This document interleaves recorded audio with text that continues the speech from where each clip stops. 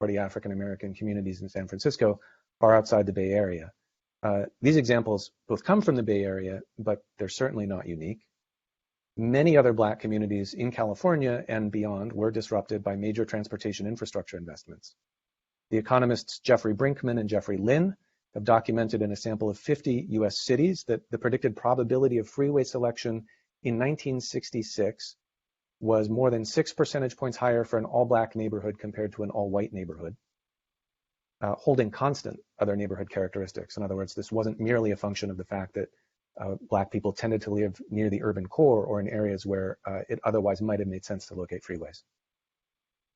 Although these urban renewal projects did bring major infrastructure investments into neighborhoods with residents, they also displaced many of those Black residents, and most of the people who enjoyed the benefits of the infrastructure investment were not the Black people who had previously lived in the neighborhoods. The costs of these infrastructure investments were shared by all taxpayers insofar as the investments were paid for in part by state and federal tax revenues. They also, however, had other kinds of costs, as you've heard, that were borne most especially by the previous residents who stayed in or were displaced from those neighborhoods. The cost to those who were displaced included the expense of moving, and in some unknown number of cases, an increase in their rent. Many of those who were displaced in most of these neighborhoods, perhaps a majority, were renters, and so any compensation provided under eminent domain went to their landlords rather than to them. The cost to those who remained included such disamenities as obstacles to travel within the neighborhood, as you've heard, barriers, the establishment of barriers, not just between Black and white neighborhoods, but cutting through the middle of many Black neighborhoods in California, new exposure to air pollution from nearby freeways, and these disamenities in turn imposed economic harms. For example, it could become much harder to sustain a small retail business when a freeway condemned the houses of your customer base and cut you off from foot traffic. The particular cost to the neighbors in an urban renewal area also included non-economic harms that are harder to quantify, but I think I'm echoing previous speakers when I say there's something priceless about having a community of friends and neighbors, and there's something lost when that community is cut off by infrastructure investments that do not serve your community. Although the flows of federal money for urban redevelopment and highway construction contracted in the 1970s, urban freeway construction and state-led redevelopment of the urban core continued. One way to document the ongoing legacy of redevelopment for Black communities is to compare the changing availability of housing in census tracts that were predominantly Black and census tracts that were predominantly non-Black. I'm going to report here briefly the results of an analysis of net housing units lost by census tract in California from 1970 to 2010. I believe Trini has my slides, and Trini, if you would go ahead and load them up now, if you can show the slides, that would be helpful. In the meantime, I'll describe the comparison I'm going to show you. Right, thank you. So this is a comparison of census tracts in California from 1970 to 2010.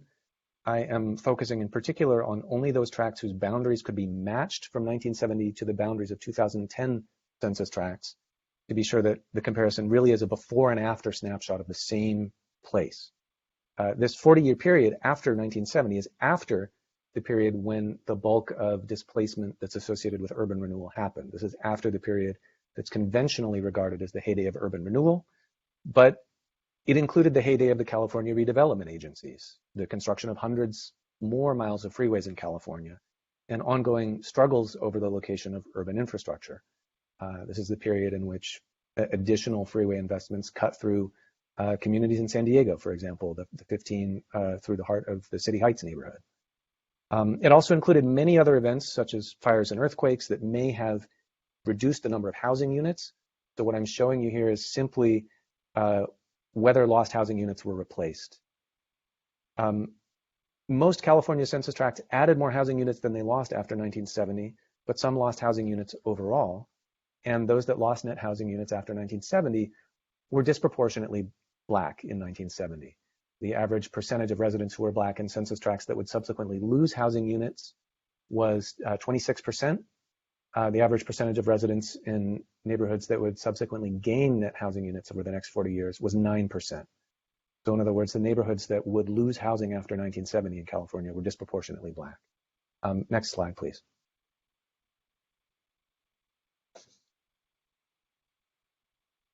Next slide. Thank you. Another way to look at the same data is to compare majority black neighborhoods, as I've said, to majority non-black neighborhoods and assess their likelihood of losing net housing stock over the next 40 years.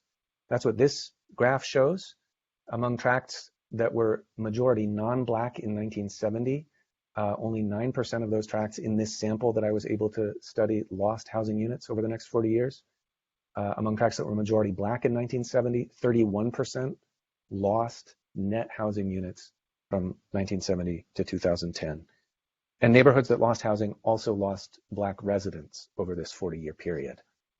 The census tracts in the sample that lost net housing units, on average, lost also an average of 229 black residents over the period. The census tracts that gained housing units gained an average of 30 black residents per tract over this period. So this is a story not just of the destruction of housing units in places that were majority black, it's also a story of the dispersion of black people throughout California. In short, many of the African-American residential communities that existed in California in 1970 would eventually lose more housing units to the bulldozer and the wrecking ball than they would gain from new investment over the next 40 years. I'll really briefly show a couple of maps to provide a visual illustration of the association between where African-American residential communities were located and where housing demolition subsequently removed more homes than were later built. It's a simple comparison. I don't have data here on where those housing units were specifically lost to infrastructure investments. Although I think you'll see from the aerial view here, you can, if you're familiar with some of the cities I'm going to show, it won't be a surprise to see where some of those areas are. Next slide, please. So this is a patchwork map of Alameda County. You can see only some parts of the county are shown. That's because only some census tracts could be compared on an apples to apples basis from 1970 to 2010. So I'm again focusing on places where I can be really sure we're talking about the same place over time. The darker the gray here, the greater percentage of residents in the tract were black. Of course, you can, if you're familiar with Alameda County, you can see that bit to the left there that looks like Jaws, that's around the port, and West Oakland is there. Just north of that is West Berkeley and Richmond, California. That's 1970, again, after the displacement of some 10,000 residents from West Oakland. Next slide, please. And yet housing units continue to be lost and not replaced in these census tracts after 1970. The dark gray here represents the tracts that lost more housing units than they gained over the next 40 years. The impression you should get here is simply that places that that had substantial black majorities or substantial black populations in 1970 were places that were a little more likely than other places to lose more housing units than they gained. Next slide will show you Los Angeles County, just very briefly. So again, 1970, this shows you by census tract the percentage of residents who were black in different census tracts in LA, darker gray meaning a higher percentage. And you can see there in South LA, of course, a familiar heart of much of the black community in Los Angeles County. Next slide, please. And you can see again here, dark gray here representing where housing units were lost in greater numbers than they were gained. Once again, that's concentrated there in South LA, and it is in proximity to freeways and other infrastructure investments. These are places where urban renewal had previously happened, and what we see here is that these are also places where subsequent urban redevelopment continued to remove housing units faster than they were replaced in communities that were, in some cases, predominantly black, and in many cases had substantial black minorities in them. All right, that's all for my slides. Thank you. I'm going to conclude with some brief remarks here. Some caveats about the comparison. I've just showed you some very abstracted maps. Of course, I've not documented whether the destruction of housing units in one neighborhood was later made up by the construction of new housing units elsewhere in the same city. The data I presented doesn't tell us anything about what happened to the residents who were displaced, how many of those residents were worse off than they would have been in the absence of redevelopment. At a minimum, all I've shown with these data are that 40 years of redevelopment after 1970 yielded different amounts of housing in predominantly Black and predominantly non-Black neighborhoods. That descriptive comparison, though, I think is enough to tell us the legacy of urban renewal differed across neighborhoods. And it should also tell us that the stories of loss that have been passed down to us from residents of the Fillmore, from residents of West Oakland, and from residents of other urban Black communities like those places in California are not at all unique. Historians have recorded many of the stories of residents of those particular places, but the former residents of many other African American communities in California could recount similar histories. I'd like to conclude with some general remarks that I think might be relevant to the deliberations of the task force.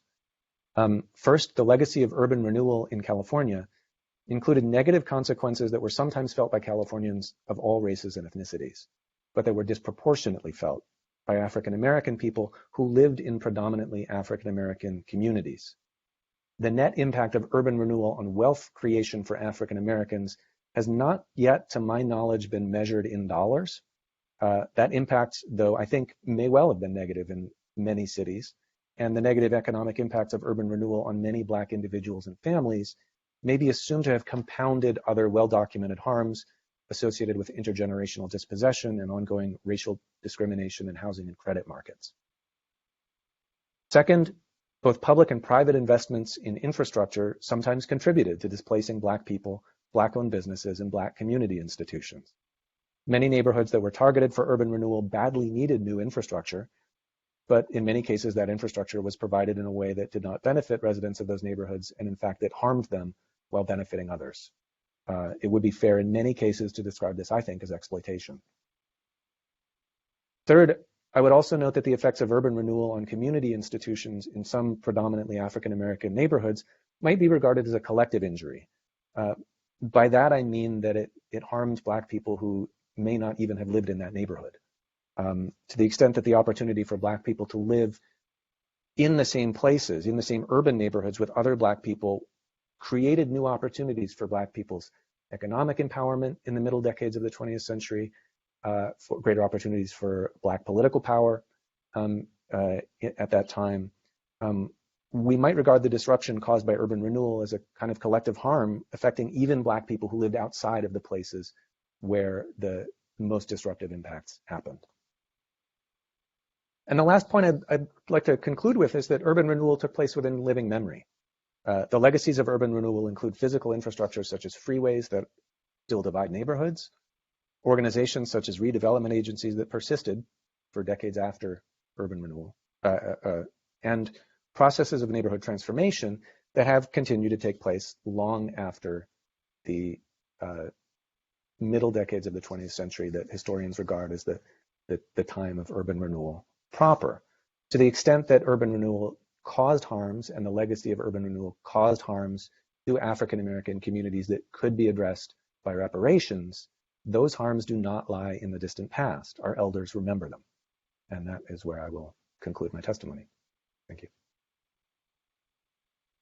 Thank you, Dr. Isaac Martin, for that thorough testimony. It is now 11:15, so we have 15 minutes reserved for questions, comments, and discussion, and then we will go to lunch and then reconvene after lunch. So I'll start off the question and then I'll go to the rest of our esteemed task force members. I had a question for the panelists about President Biden's infrastructure plan.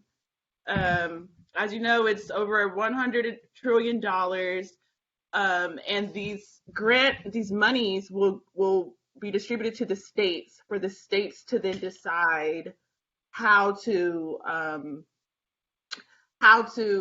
fix any infrastructure needs that there are in the states. But what makes this plan, and I would hope that the experts can maybe expand upon it, different from other infrastructure plans, is that there's a built-in provision that allows for states to use these funds to correct any racial inequities that existed due to previous ways in which these infrastructure plans have been used to harm Black communities. So I guess my question, and it's a very open-ended question, is if any of the experts can kind of educate the public, and even task force members like myself a bit about Biden's infrastructure plan, if you all have any knowledge about it, and maybe expand upon or expound upon the intersections between the work that we're doing with that plan. And you all have kind of already answered some of that in terms of providing some policy recommendations.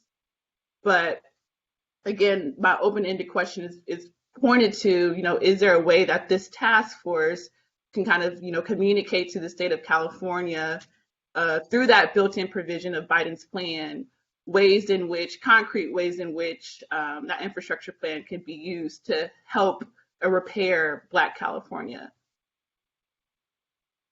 I'll take that. Can you hear me?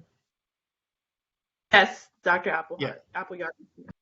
Yeah, I think that the Biden's infrastructure plan presents a great opportunity to think about how we can repair the past harms of freeway expansion in African American neighborhoods. And the 980 freeway comes to mind as there's already been discussions about, and this is the one that connects I-24 with I-880 through Oakland, through West Oakland. And it could be a candidate for removal and then trying to repair and reconnect the community. Of course, once the freeway's gone in, it's done some irreparable harm of displacement. And so I think the task force could really actually promote this infrastructure bill to look at freeways around the state of California that could be looked at for removal and repairing and reconnecting the community. I think the Sugar Hill example that was brought up is also one that could be looked at as well.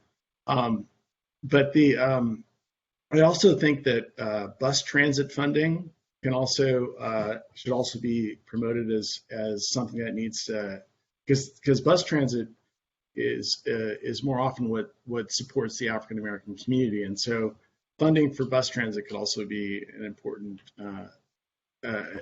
component of the infrastructure bill as well.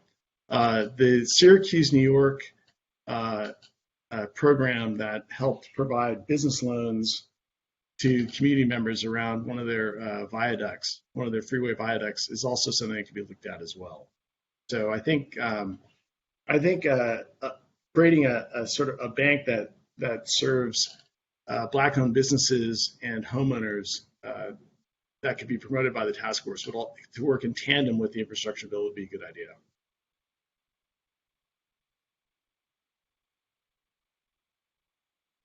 Thank you. Senator Bradford, and then Member Jones-Sawyer. We'll get a cue. Member Montgomery Steppe, Vice Chair Brown, and then Member Holder. So Member Bradford, you're recognized. Thank you, and I want to appreciate the presenters for that very thorough and comprehensive presentation. I would just add a little bit of caution as the author of the Bruce Beach legislation 796. I would be a little hesitant to really qualify that as reparations. What we feel we did with Bruce's Beach is return that which was stolen, which was owed. See it as no different as if your car was stolen, your wallet was stolen, and someone returns that to you. That's not a gift. I think reparations is what has been promised and what is owed and what has been denied. But again, Bruce's Beach, Greenwood, Allensworth, those are prime examples of racism that stole generational wealth and does need to be addressed. But I find those more of atonement and righting a wrong and not as much as reparations, because I think reparations is something that we were never given and we're entitled to. That's my only comment. But thank you for your presentations, very much so. Thank you. Thank you. Member Jones-Sawyer, you're recognized.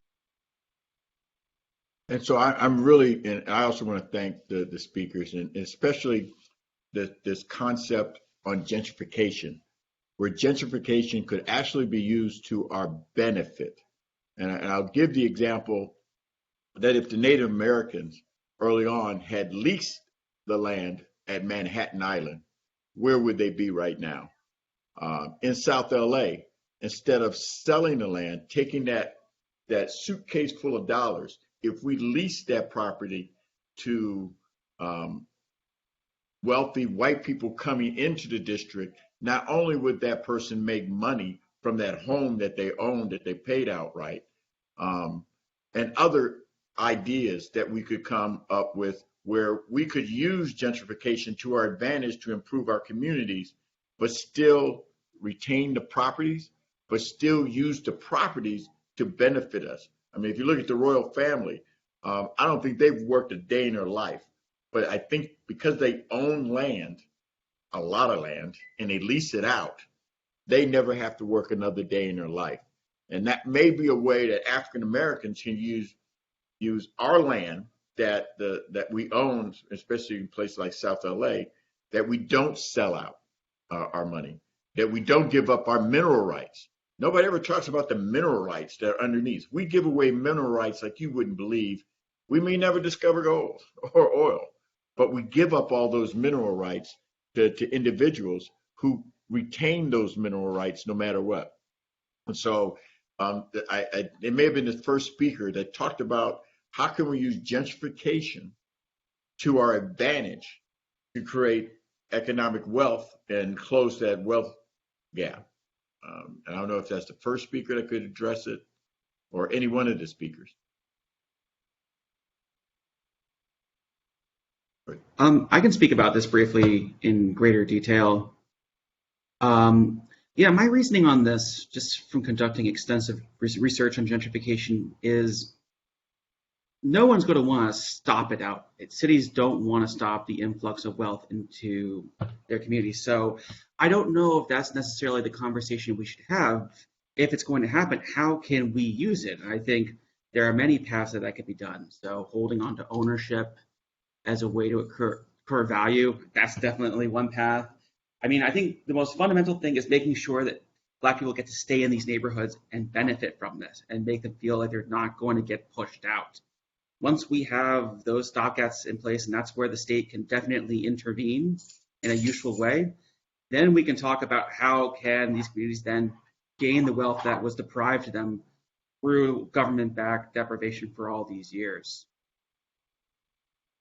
Okay, thank you. Member Monica Montgomery Stepp, you're recognized. Thank you, Chair Moore. I also just want to thank all of our presenters for being here and for providing all of the extensive information that you have provided. I wanted to know, when we talk about gentrification, this idea of government intervention helping Black people to obtain that the power and land in their communities. Has there been any discussion around land granting, land trust? I know that there were, Dr. Gibbons, you had a couple of solutions. One was like low interest loans, but I'm wondering if any of you, I guess it could be open for any of you to answer whether there has been any discussion on how we could make a reparation solution around land granting or public land trusts for African Americans.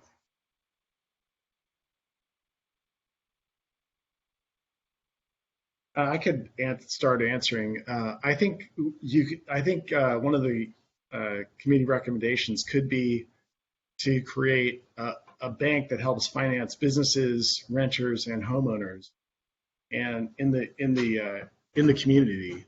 And I think also, an assistance of purchasing land and homes. I think that could be a real good recommendation.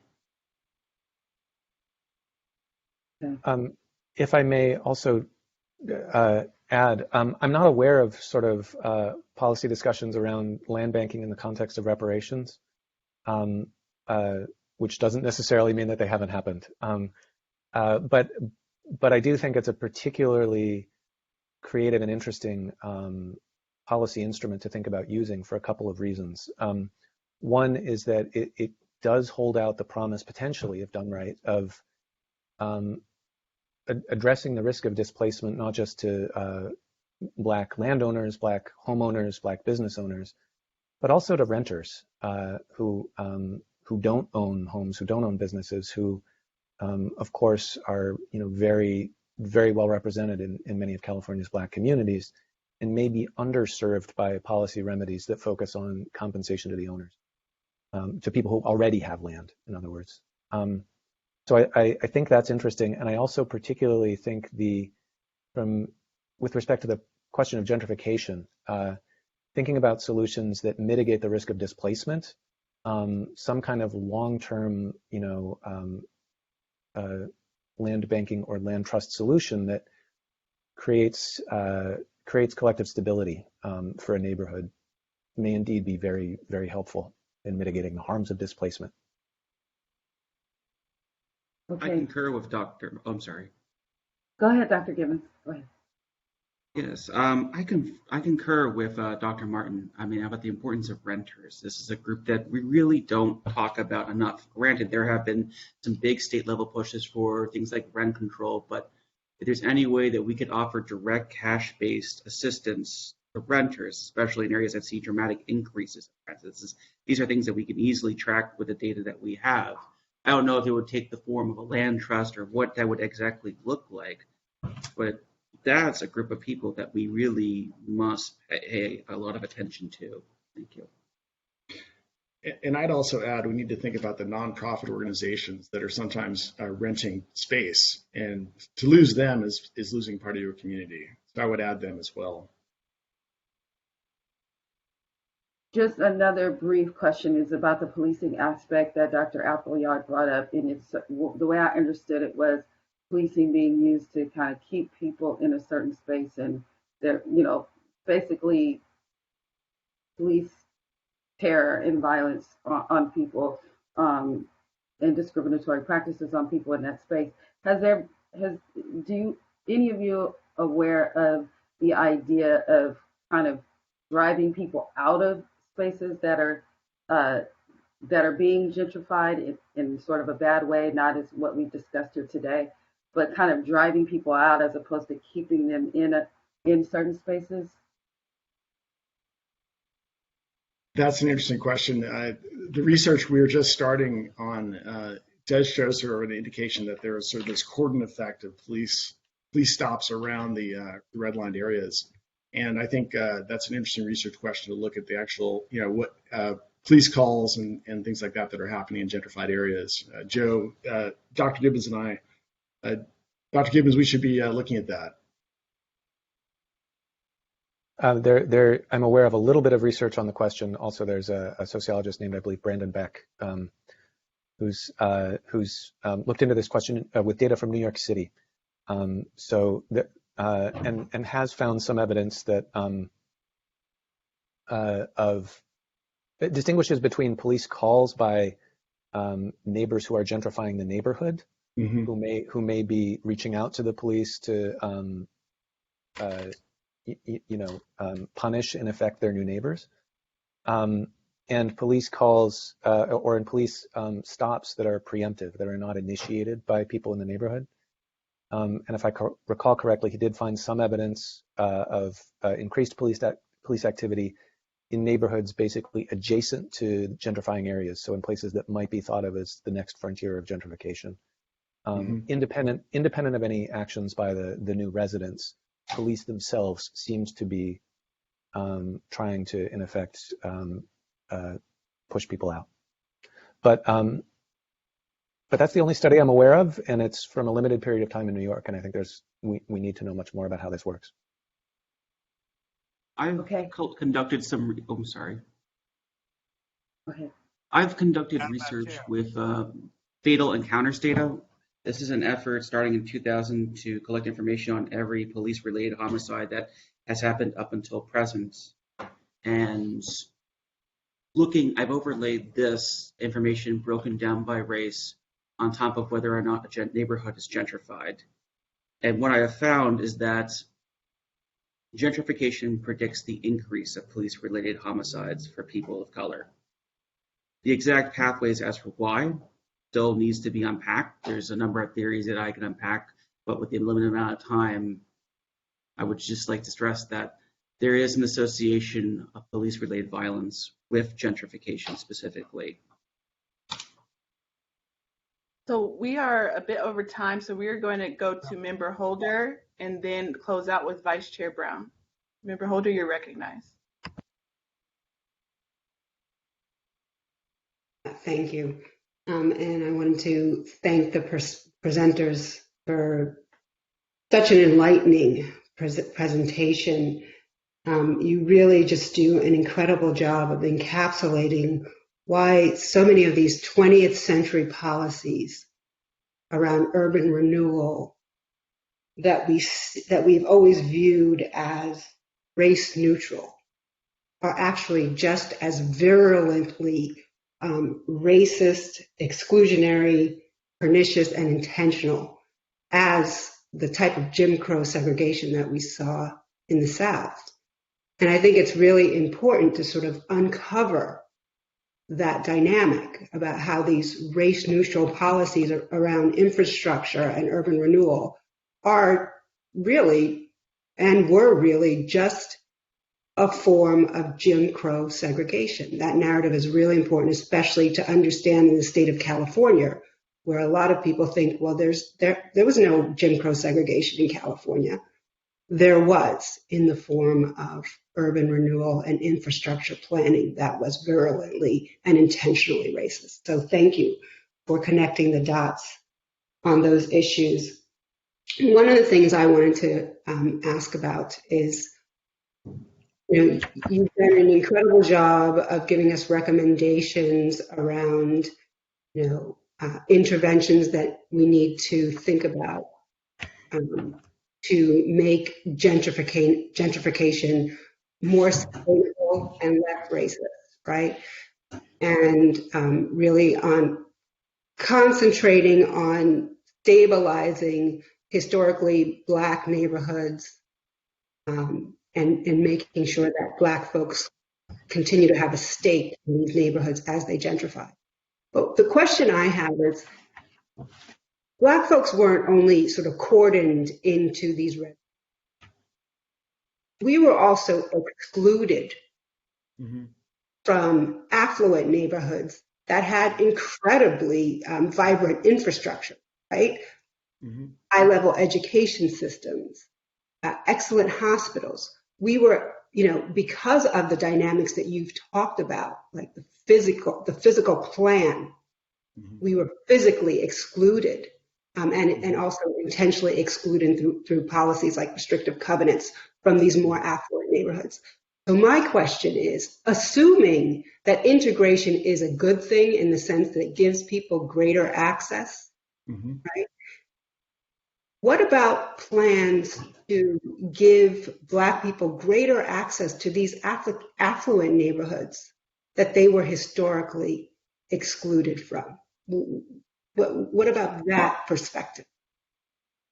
I think that's a really important perspective to take. I mean, school quality is a really important mover in many things, and I think that opening up new neighborhoods in the suburbs, which are now, with covenants and deeds and red line, and the FHA, restricting people to move out to folks. Now it's too expensive. I think. And I grew up in Berkeley and, in a time of earnest integration. I'll say integration is a great thing. So we need to I think having funding and financing so people can move, and far be it for me to say people should live in the suburbs and have to drive everywhere. But I think these areas need to be opened up and made available to African Americans who've been robbed of the experiences you can get and the career advancing opportunities you can get in more affluent communities. I think it's a good thing to do. I think the commission should propose that these past harms be repaired. If I may also respond, I think absolutely really robust civil rights enforcement to open up communities. There's still such pervasive discrimination in housing markets in California. Is absolutely critical. And in the absence of continued and improved civil rights enforcement, certainly reparations that were made could just be stolen again. And that, I think, is the nightmare scenario. So I concur. I also think the one very important sort of economic aspect of reparations that take the form of cash, right, is the freedom that they give to Black people to go where they will, and the way in which money reparations really kind of respect the freedom to purchase where one will, assuming again that civil rights protections are adequate to really give people that opportunity. I would like to close by observing that one of the interesting consequences of gentrification is that this wealth is coming to these urban neighborhoods. This wealth that had been concentrated in the suburbs is moving with the gentrifiers into these communities, to where the East Bay has become a fabulously wealthy place in some parts due to gentrification. So you are getting integration becoming created. The script has been flipped. So it kind of turns me back to my observations from earlier. It's like, okay, so we're getting this integration happening, and we're seeing all these resources moving in these communities. So it's how do we make sure that Black residents are able to remain and feel like they have a stake in this? Because when we talk about integration, it's not enough to just open up communities. Decades of history to show the challenges that can come, but how do we ensure that all residents have an equal stake in these places? Integration is not helpful unless everyone has a similar sense of ownership and propriety on the communities that they move into. And I think that's where intervention from the state can help. Thank you. So we're going to close out with Vice Chair Brown and be mindful that we have ran a bit over time. Thank you, Vice Chair Brown. You may proceed. Madam Chair, members of the panel, and to our guests who have done an inexpressible job of stating the facts, you deserve great applause. And I would hasten to say that at the bottom, at the root of this whole question of whether or not we should and must receive reparations is the sin and the evil that Black folks have been devalued by this national government, the whole Atlantic slave trade, and wherever we have gone, whether it's being in the hood or going into suburbia, there's still in the minds of far too many who see us as being 3/5 human. As that Constitution said many years ago. The banks, yes, have redlined because we were of no value. The communities in which we lived, though we rightfully were there and acquired property, were devalued. The highways have displaced us. And the knowledge and the facts that you all have given represent an arsenal of justification as to why we should receive national, substantive, principle form of reparations. And my final question is, after you all have given us all this good information, and this commission has distilled it, digested it, we have the task of having the will and enabling the body politic of this state to have the will to do something about it. Drinkwater, the great cleric, said a long time ago, Knowledge we ask not. Knowledge thou hast lent. But Lord, the will, there lies our bitter deed. Give us the bill above the deep to do the deed, the deed. And I trust and hope that as we move forward with this task force, that we will be responsible, continue to be rational, but for God's sake, that the world know that what we're asking for is no more and for our humanity to be valued, to be valued. That's it. Are you going to value us as human beings who are deserving of the same rights and privileges as others get? Or are you going to make us feel that we should be penalized for asking for that which rightfully belongs to us? I want to shout over what I've heard this morning. You've given the evidence. And the governor, the assembly, every faith leader, and politician. We're waiting to see if they have enough humanity in them to see us as being a part of the human family. Thank you so much, Vice Chair Brown, for those closing words. Thank you again to our expert witnesses. Thank you, namely Dr. Gibbons, Dr. Appleyard, Professor Archer, and Dr. Isaac Martin. Really appreciate it. We will now reconvene at 12:30 p.m. to continue the rest of our agenda. Thank you again.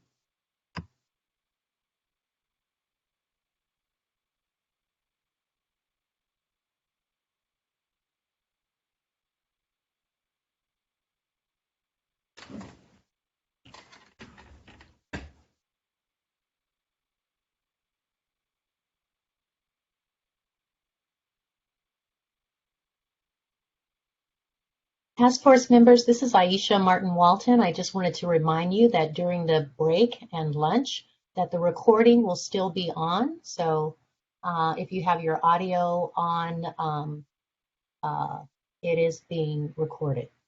So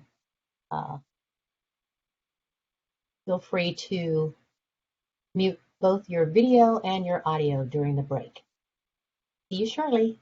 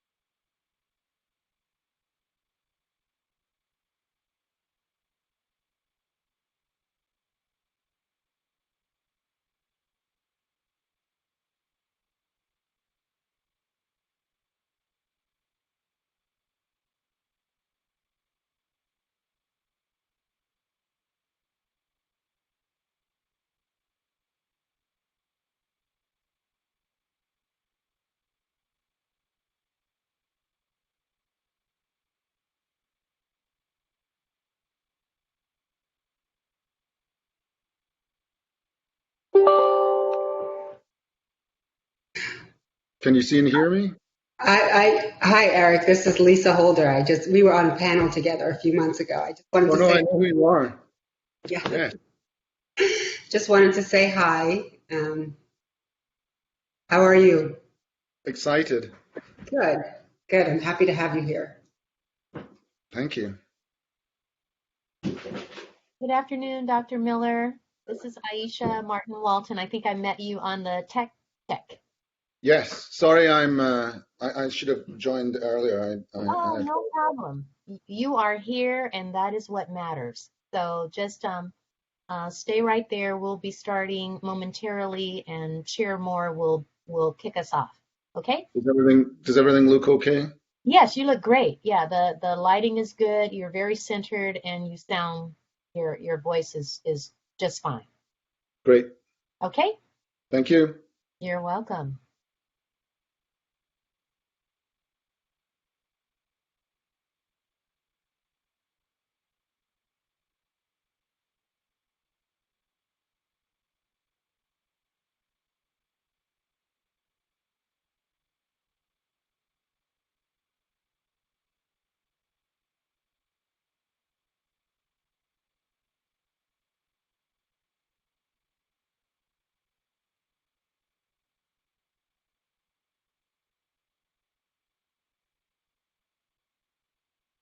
FYI, someone may mute you momentarily until all of the introductions are done.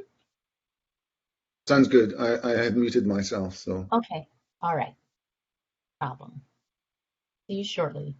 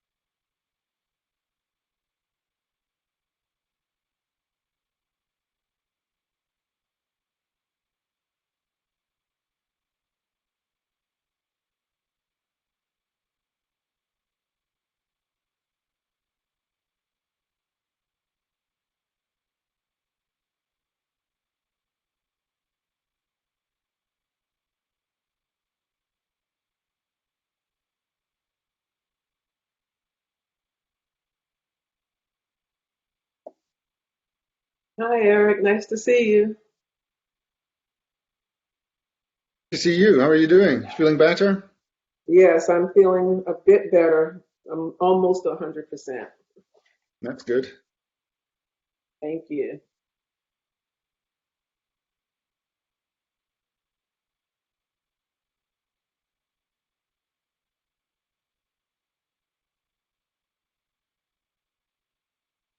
Hello, it is 12:30 and we are now reconvened. Welcome members of the public to the California Reparations Task Force hearing, our first day.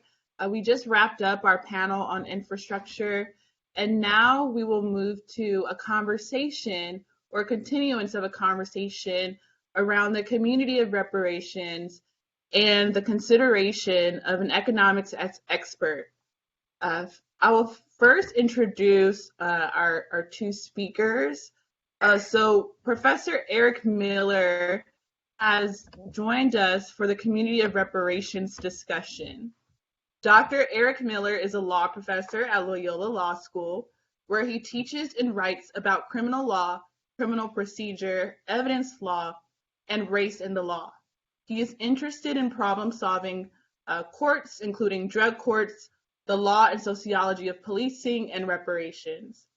His work includes developing national and local litigation and legislation strategies, seeking reparations on behalf of the descendants of enslaved people and victims of Jim Crow segregation and racial violence.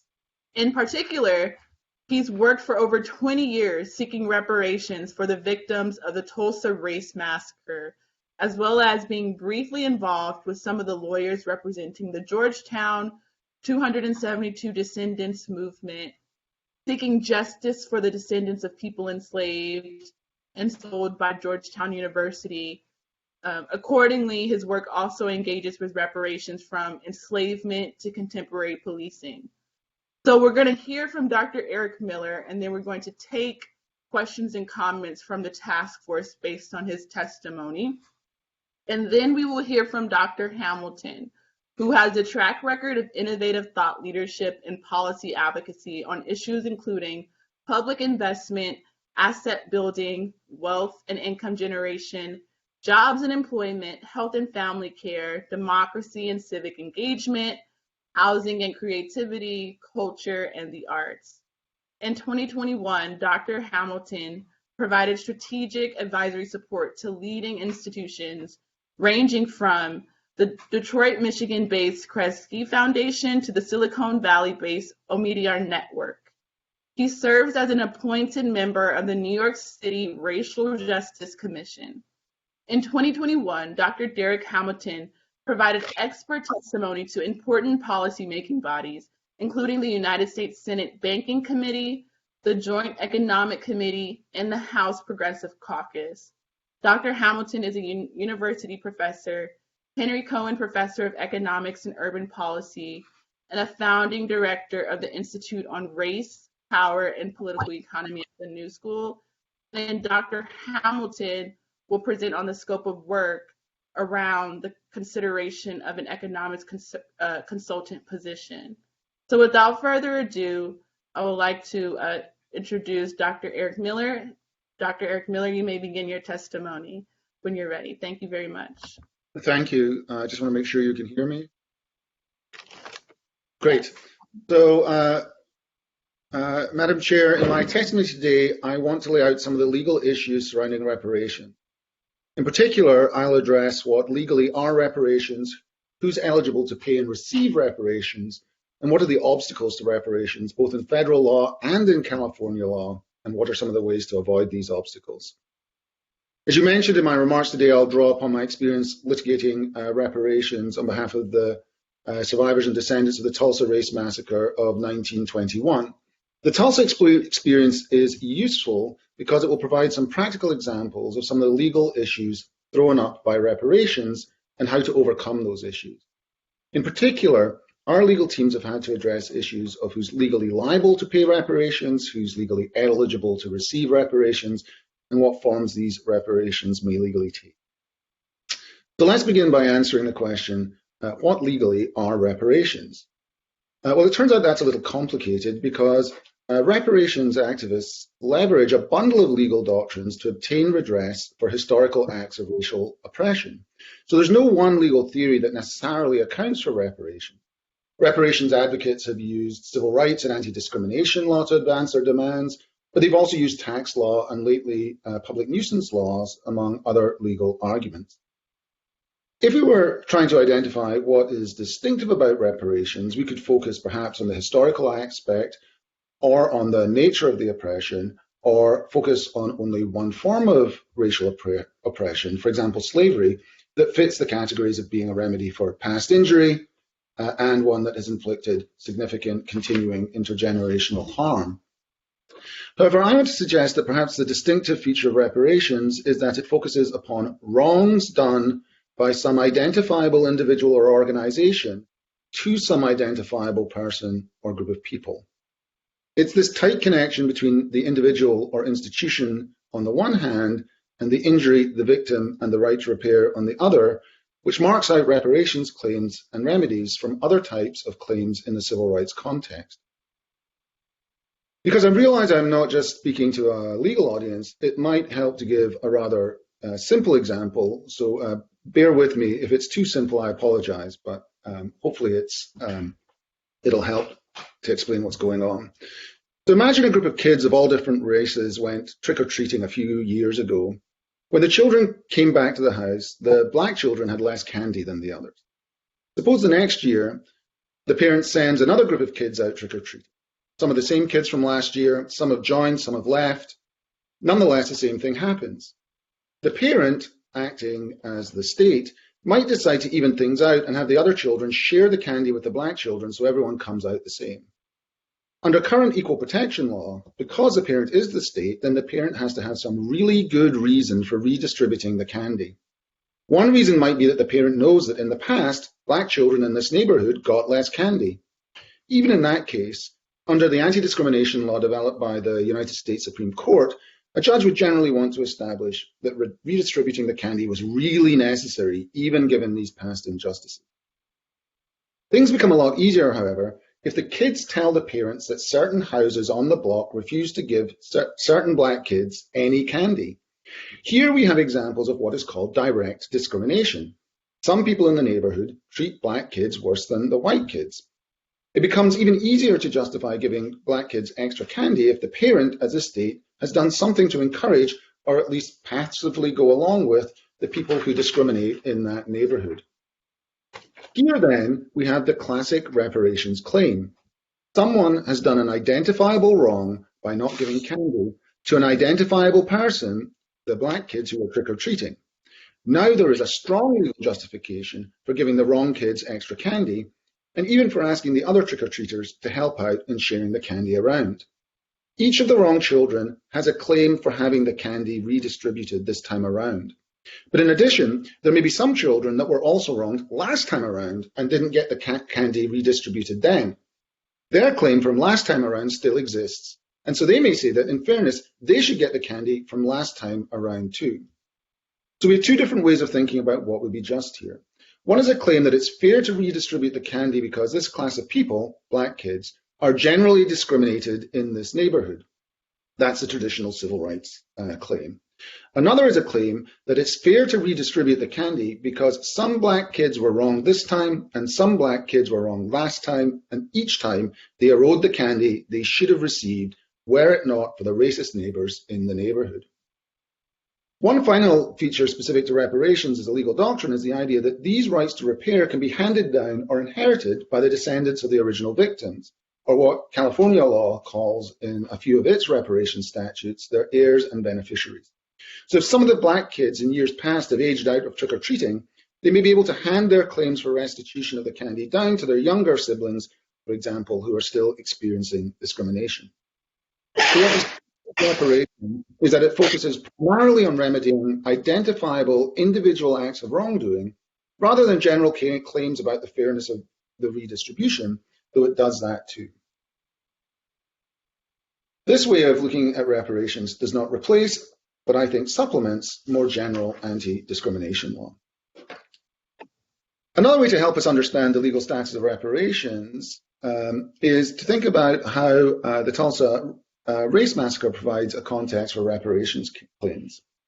The history of that massacre has become a little better known thanks to the celebration of Greenwood as the Black Wall Street in popular culture, and some recent depictions of the massacre in the HBO series The Watchmen and Lovecraft Country. The first thing to recognize is that Greenwood, the black neighborhood in Tulsa, Oklahoma, was in 1929 perhaps the most thriving black community in the United States, and that's been well described in Professor Al Brophy's book on Tulsa. All that was to end during a night of incredible violence on May 31st to June 1st, 1921, when hundreds of white people entered Greenwood, murdering around 300 black people and burning about 40 city blocks to the ground, rendering about 8,000 people homeless and destitute. The Tulsa Massacre was a massive intergenerational, race-targeted act of violence that destroyed a whole community's social and economic institutions, its residential and business districts, its schools, a library, and a hospital. A commission, much like the current task force, formed by the state of Oklahoma to study the massacre, called the Oklahoma Commission to Study the Tulsa Race Riot of 1921, reported that the city police department and the county sheriff department deputized hundreds of white people to participate in the massacre, and the state National Guard participated as well. The city and the state inflicted catastrophic mental and emotional trauma upon a generation of African American Tulsans and eventually upon their descendants. The city, state, and Chamber of Commerce attempted to prevent the residents of Greenwood from rebuilding their town and turned away funding intended to relieve their suffering. To cover its tracks, white Tulsans used the terroristic threat of another massacre to erase the incident from the official history of the state and suppress reporting of the massacre so that subsequent generations did not even know about the massacre or did not believe it had happened. Some features of the massacre stand out from a legal perspective. First, the primary wrong in the Tulsa Race Massacre is not the fact that victims were descended from slaves, though many of them may have been. The primary wrongs were the killing, burning, and looting of the victims' homes, as well as their detention in internment camps. It's these wrongs, dating from 1921, that justify a remedy. Even if, as appears to be the case, the detention and forced labor scheme may itself have violated the 13th Amendment prohibition on slavery, that slavery wrong dates from 1921, not from 1821. Second, there were many wrongdoers in Tulsa. Some of the white vigilantes may have acted on their own, others conspired with the rest to form a rioting mob, some of them were deputized by the county or the city, others were mobilized by the National Guard. Each of those individuals is liable to pay the people whom they killed, or whose house they burned, or whose property they looted or destroyed, or who they terrorized. Most of them are jointly liable for the acts of the others because they acted in concert as part of a mob or a conspiracy. The county, the state, and the city are liable because their officers directly participated in organizing, deputizing, and otherwise encouraging the mob. The state is liable because it used the National Guard to clear the way for the mob. So we can show, based on abundant evidence in the Oklahoma Riot Commission's report, that the state, the county, the city, the Chamber of Commerce were all directly responsible for killing, arson, looting, and the involuntary detention of massacre victims. On that basis alone, the state of Oklahoma, the county and city of Tulsa could justify paying reparations to the victims of the massacre or their descendants. Third, even if the city and state law enforcement simply stood by and allowed the massacre to happen, it would still be legally responsible and could justify paying reparations out of city or state tax dollars. As the court stated in City of Richmond versus J.E. Croson Company, a 1989 case that was actually a blow to civil rights litigation, nonetheless, the United States Supreme Court said if the city could show that it has essentially become a passive participant in a system of racial exclusion practiced by elements of the local businesses, we think it's clear that the city could take affirmative steps to dismantle such a system. It is beyond dispute that any public entity, state or federal, has a compelling interest in ensuring that public dollars drawn from the tax contributions of all its citizens do not serve to finance the evil of private prejudice. Fourth, there are different sorts of remedies that could be awarded. The first sort of remedies are, of course, direct monetary payments from the state, county, and municipal governments, and also, in the case of Tulsa, from the Chamber of Commerce, the corporations and individuals involved in the massacre, the injuries they caused identifiable people. The second sort of remedies stem from the ongoing injuries inflicted by the Government Act of Oklahoma under what is called a public nuisance doctrine. The basic idea is that the state's actions harm the property and health of a whole community or neighborhood, and it's effectively the community or neighborhood that demands that these injuries be cleared up. We can show that from the time of the massacre onwards, the city and county's racially discriminatory programs of urban development have inflicted specific harms on the Black communities and neighborhoods of Greenwood and North Tulsa. For example, the city has refused to provide adequate sanitation. It has located medical services in white neighborhoods. It has destroyed buildings by locating a freeway in the Black neighborhood, and on and on. These are all individualized, specific wrongs imposed by the city at specific times, impacting the neighborhood and the community as a whole.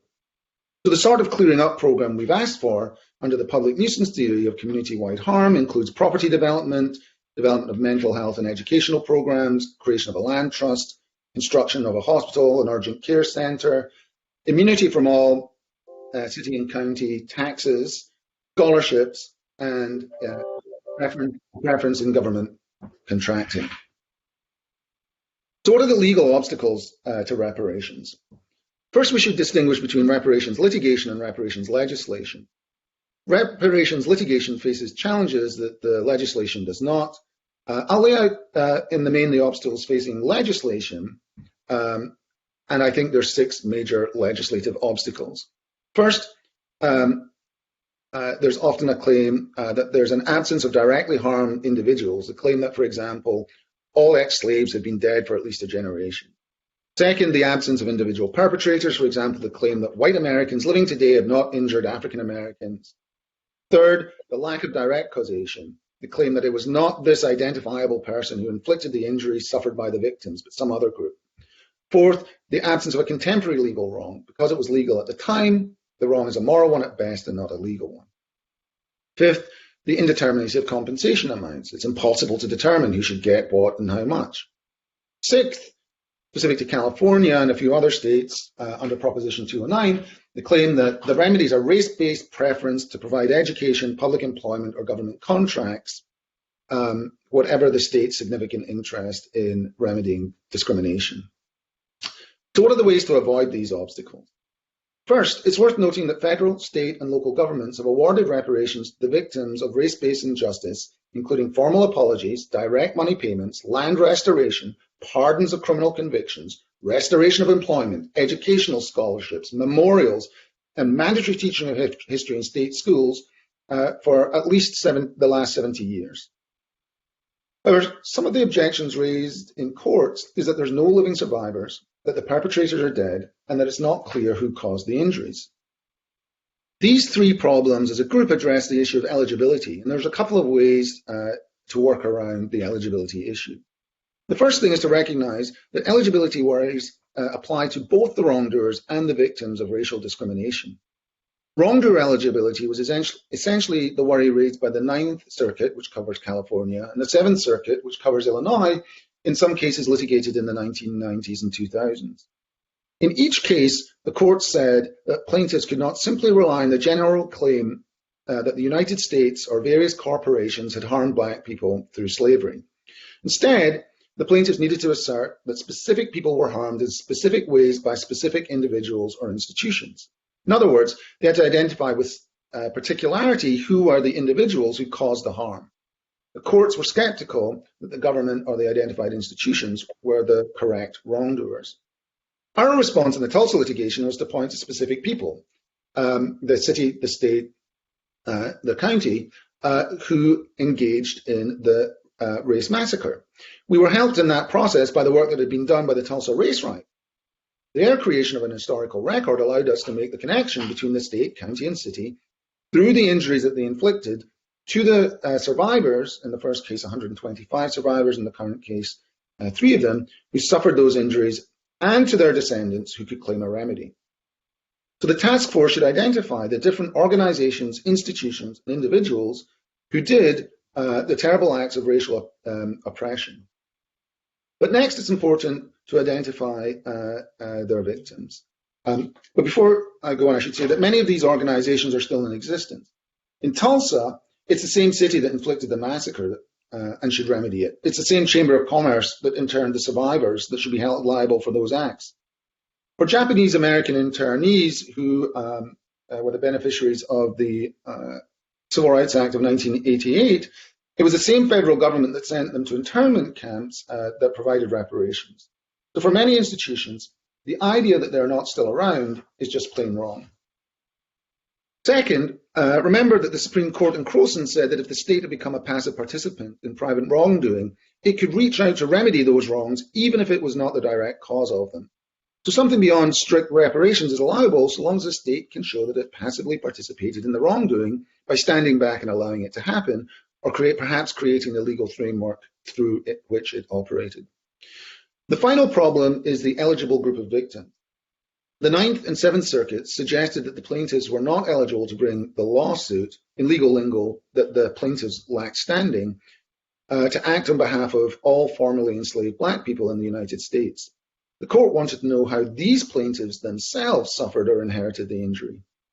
It's worth recognizing that reparations can address this worry so long as we properly address the injuries inflicted by the government actors and plausibly attributable to the government through private actors.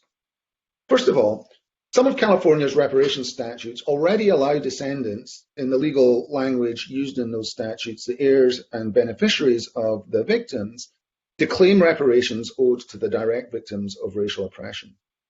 But second of all, there are likely lots of people injured in different ways and at different times by different forms of racial oppression, from slavery on through Jim Crow to the present. So part of the important work of this task force is hopefully the work of charting the wrongs imposed by slavery, Jim Crow segregation and beyond: kidnap, forced labor, maiming, killing, family separation, rape, torture, peonage, land theft, arson, medical experimentation, segregation, community fragmentation, environmental pollution, and all the myriad ways our economic, social, and educational systems have been and still are set up to inflict direct physical, emotional, and psychological trauma on people of color, and particularly black people in California. One of the wrongs that stands to be redressed is the enslavement of people as chattel property as part of a state-created, maintained, and supported system of discrimination. However, though the wrongs addressed by reparations in the United States might begin with slavery, those wrongs do not end with slavery. As AB 3121 recognizes, the legacy of slavery includes sharecropping, convict leasing, Jim Crow laws, and each of these instances of discrimination and injustice constituted separate, distinctive wrongs attributable to a variety of different individuals and institutions, including federal, state, county, and municipal governments, as well as businesses, schools and universities, hospitals, and other California organizations and institutions. Many of these wrongs still remain unaddressed. Nonetheless, their effects continue to be felt as part of a system of racial oppression. Reparations simply demands that the victims receive the various forms of redress to which they are entitled from those individuals and institutions as one way of addressing systemic racism and racial inequality.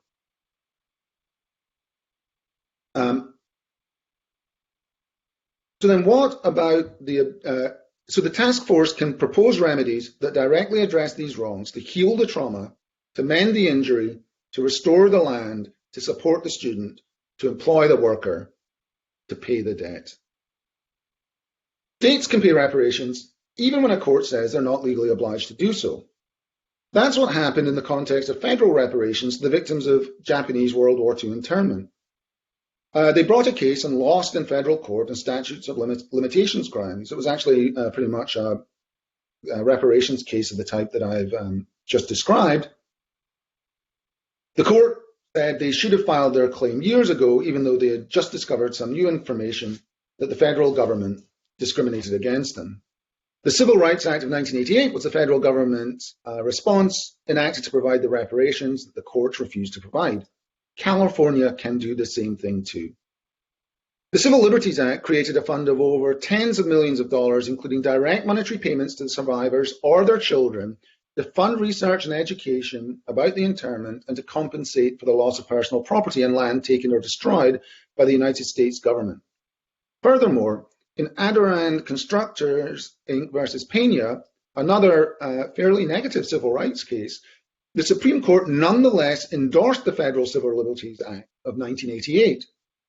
And in Jacobs versus Barr and in Obedelli versus United States, different federal courts upheld Congress's decision to compensate Japanese American internees, but not people of other races of ethnicities, as a valid response to the racial discrimination suffered by those individuals. But perhaps most on point, in 1951, the state of California itself paid direct monetary reparations to California citizens of primarily Chinese and Japanese descent who had their land taken by the state under the Alien Land Act of 1920. A recent article by Jack Chin and Anna Ratner explains that the California Department of Justice found that the repayment was not a prohibited public gift, but the payment could be used to promote the public welfare. Even in the context of litigation, however, the state of California has passed legislation that removed the statute of limitations, so reparation statutes essentially, for lawsuits on behalf of victims of slavery during World War II, Holocaust victims, victims of the Armenian genocide, and victims of the government's Bracero programs. So just as with the civil rights of 1988, California's discrimination against Japanese and Chinese Americans was legal under the Alien Land Act. Nonetheless, the state of California paid direct money reparations to the victims of these land taking.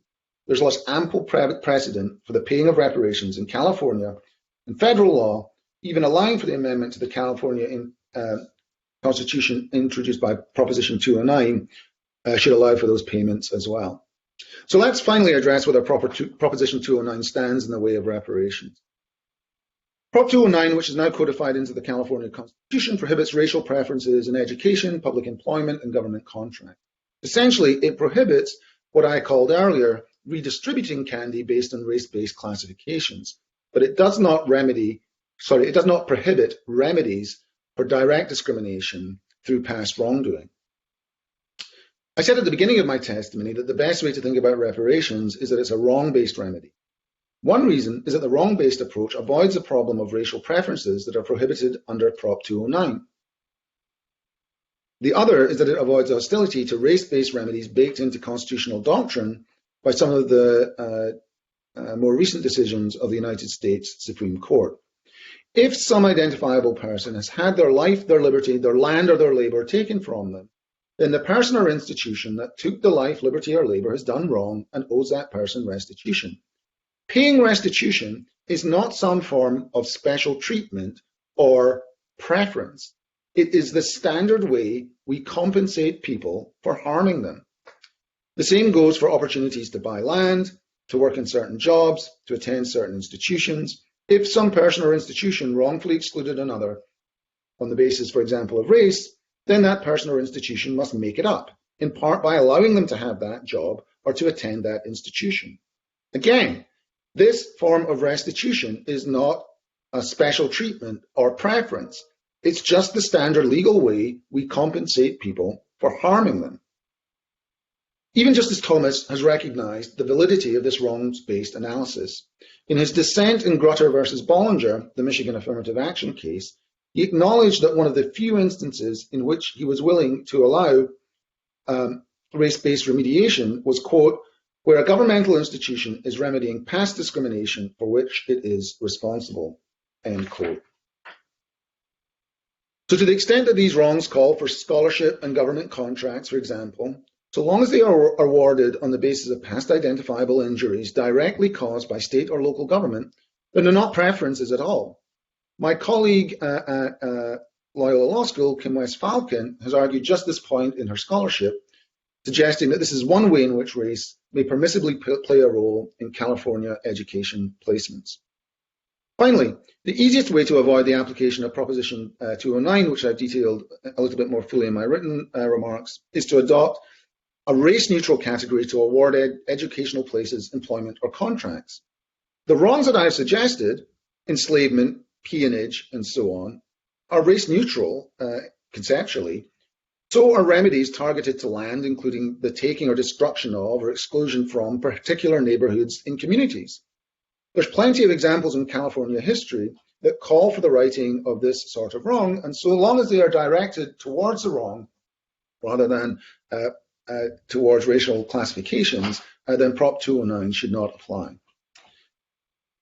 Finally, I just want to say something about direct monetary payments. So California has already paid direct monetary reparations to the victims of state discrimination under the Alien Land Act. There's no legal barrier to direct monetary payments, as I've been at pains to explain. However, during slavery and Jim Crow, a principal way used to undermine the humanity of Black people has been to argue that we cannot be trusted to spend our money wisely. This argument has become so deep-rooted that even some Black people believe it. But it's a way of denying Black people the autonomy to determine for themselves what's good for them, and a way that payments to Black people are arbitrarily capped or channeled away from Black people and Black institutions. That is a major feature of the current reparations struggle in Tulsa, where various foundations are right now trying to channel reparations meant for Black Tulsans into white institutions. When someone receives damages through litigation, the court does not get to ask, how are you going to spend it? And I suggest neither should this task force. I've also been at pains to argue that money payments are not enough. Granting scholarships does not change the fundamental challenges of preschool and elementary school education that determine life outcomes. Pouring money into an already failing system will just perpetuate the injuries that have harmed Black Californians for generations and will continue to harm them for generations to come. I encourage the task force to recognize that reparations is about transformational remedies to repair the wrongs of race-based oppression. This task force can embody that change by including the public, not just as commentators, but as experts who get to tell the task force what that change looks like. What we're trying to work on in Tulsa is giving the people who are most impacted the opportunity to tell their history and to speak